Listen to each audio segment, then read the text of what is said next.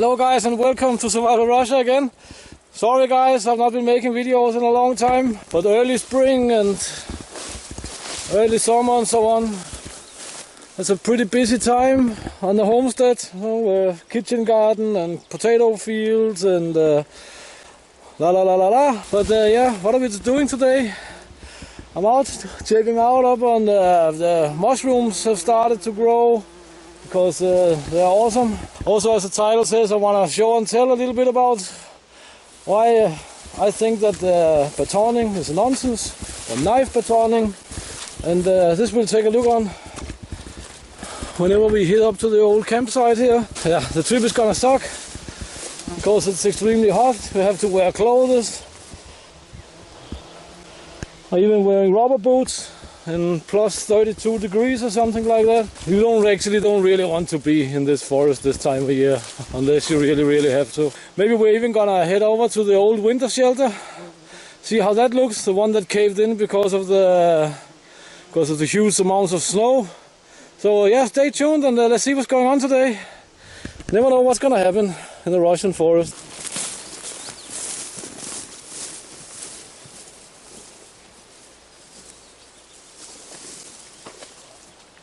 So here we are at one of my old campsites. This is from my early spring trip.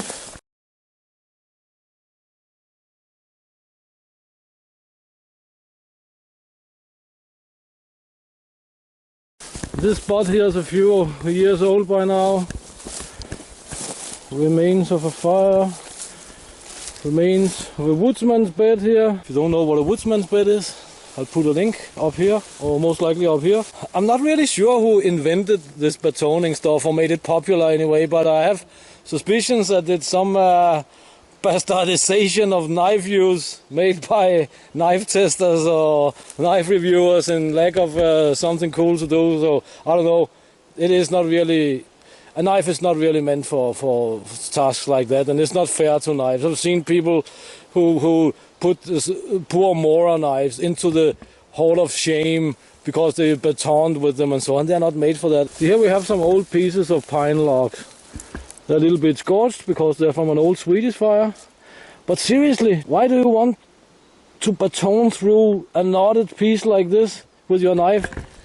I mean, that's knife torture. Knives are not meant for that stuff at all. That's why axes are made, right? I can understand the batoning in that extent that you will tap yourself through like small pieces of stuff like this if you want something finer.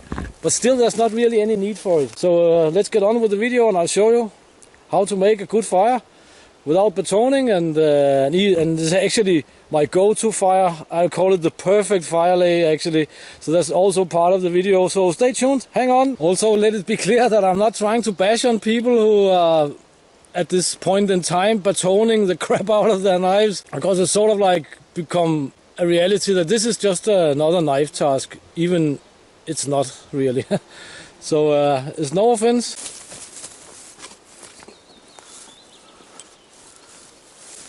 So parts of your kit should always include a good saw, preferably a folding saw, and some food, but that's for a different video. If you're interested in kids videos and so on, let me know. But anyway, this is the Silky Gum Boy. As most of you know, I always carry silky saws. I also carry the smaller Pocket Boy 170, which is also a very good saw. But the Gum Boy 270 here is awesome because it's a very good all-round saw. And no, I'm not selling silky saws whatsoever. And I rarely actually like to tell people what to do and so on. I try to refrain from doing so because there's enough people out there on YouTube telling you what to do and what not to do. So this being part of my reality of survival concept, I'm unfortunately gonna, in this video, sort of like sound like I'm telling you what to do, but it's just based on my own experiences and take it or leave it.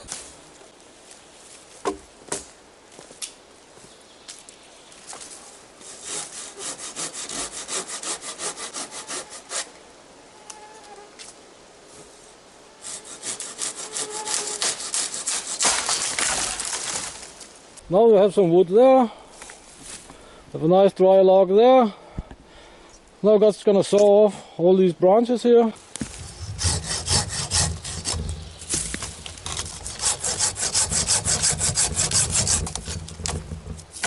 So this being a pine, it means of course there's a lot of fat wood in these knots here. But to start a fire without batoning is not restricted only to pine. I mean, I cannot even think about an environment where you would have only one big huge log that you simply would have to split with your knife. If you can think of it, and I don't mean this ironically, then please let me know. So we're all set now. As some of you might have guessed already, of course my go-to fire is a Siberian big log fire. But this time I just made it like in a miniature version, because I have tons of videos on the big versions in both summer and winter and rain and everything. So let's go take a look here. So there we have it. Put my foot in here for measure. That's a pretty small Siberian big log fire. And here we have all the components from the same piece of pine. This is actually the top. I just chopped into smaller bits here to feed the fire with. The branches, twigs, that's from a spruce standing nearby. I'm not sure we're going to use it actually. So why did I make the Siberian big log fire on a smaller scale this time? It's of course because I want to show that you can also use it in a different way than I normally do with logs like 10, 12, 15 centimeters, like 4-6 inches or so in diameter. This is just a small fast fire. I only need to make 5 cuts, clear the branches, and that's it. And this fire will of course, as a big log fire, it will of course look after itself. It's perfect to cook on and everything, but I'll tell you all more about that later. As I mentioned earlier, here you can see it's one of the branches. Lots of fat wood in there. That's of course gonna be... I'm unarmed today, so I'm having a look around. That's of course gonna make the fire much easier to start.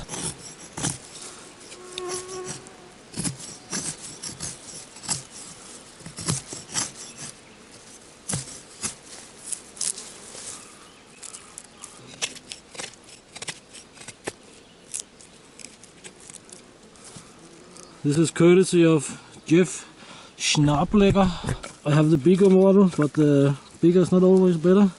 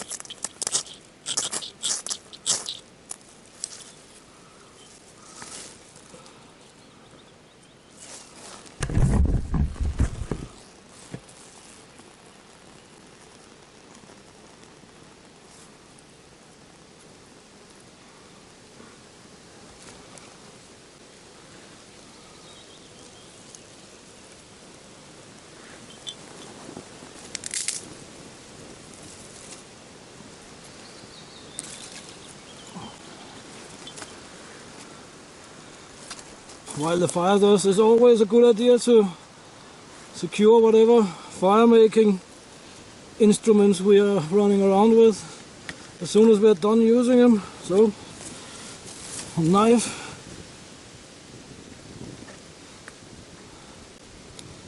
it's a bad idea to leave tools unattended too long, but you can see it's going fine.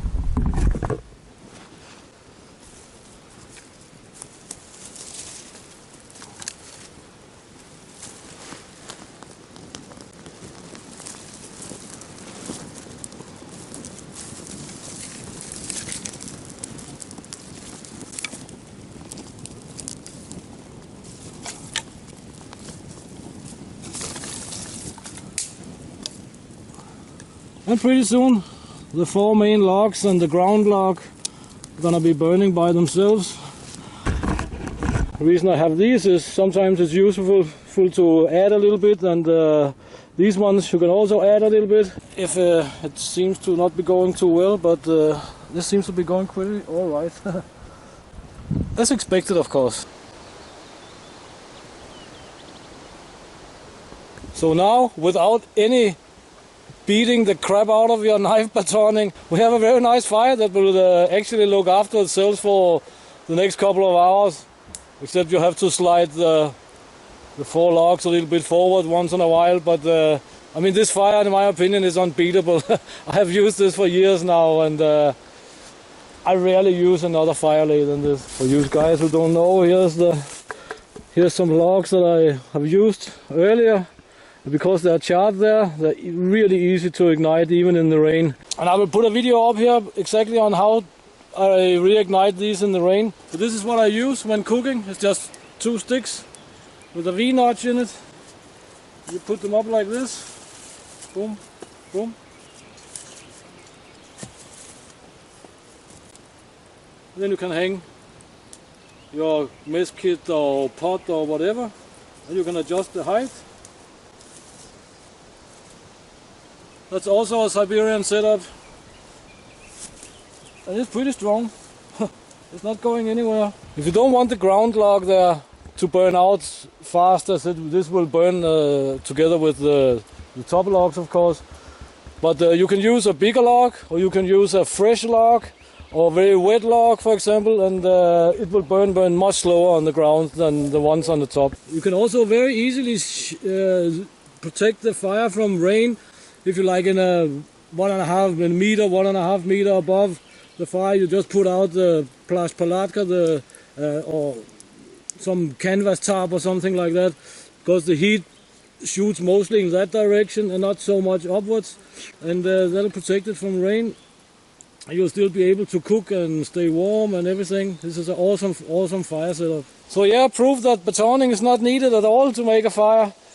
Not in any scenario that I can think of anyway. Not as long as you have a saw, and this you can make even without a saw. But let's jump over to the old winter camp and see how the old shelter looks. I'm actually looking forward to see that myself, because that crashed during the winter. Well, not crashed completely, I could still sleep in it, but just be funny to see how it looks now.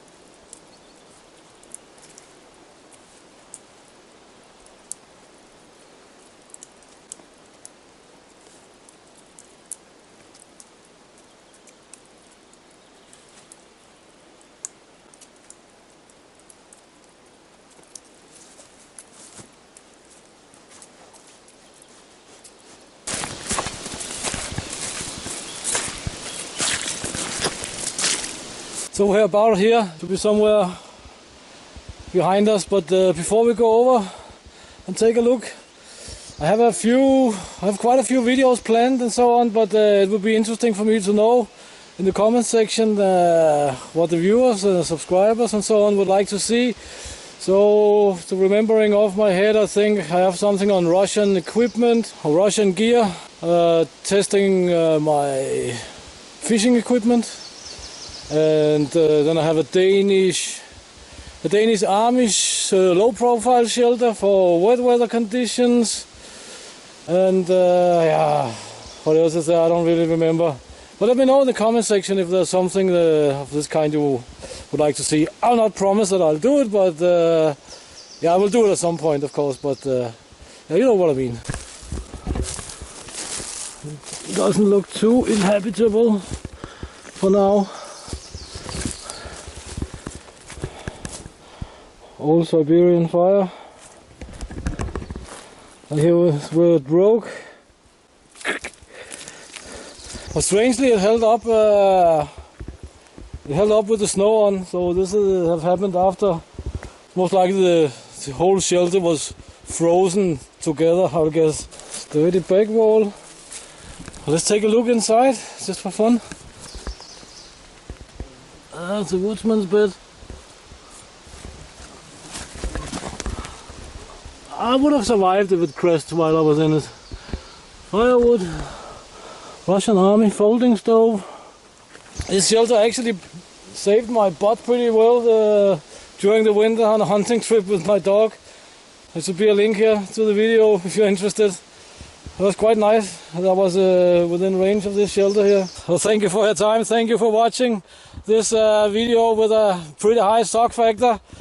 Please check the links in the description. There's links to Facebook, Instagram, Twitter and whatnot. Please like and share the video. Subscribe. I always appreciate that. And until next time, get out and train and get it done. I'll see you next time here in Russia.